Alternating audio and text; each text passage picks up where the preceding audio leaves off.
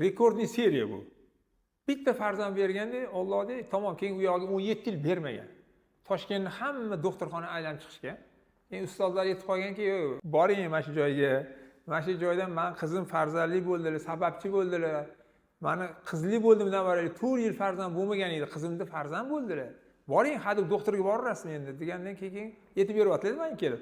Ustozim yetganlar uchun keldim. Shunaqa ustozim yetuvdilar. O'sha sababchi bo'lgan ekansiz. Kuyovlarida qizlarida bo'lmagan ekan, qizli bo'lgan ekanlar. Ha, to'g'ri, men sababchi bo'ldim.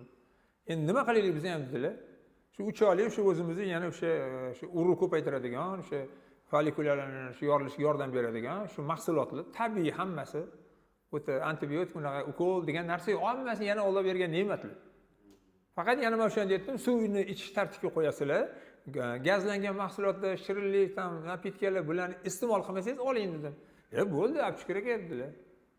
Subhanalloh, Allohning izniga tartibga qo'ydilar. Ha? Qizlik bo'ldilar, berdi. Bu eng mana rekordniy seriyam tariximda. 18 yil, undan keyin 14 yil, 11, 5, 2-3 yillik alhamdulillah juda ko'p.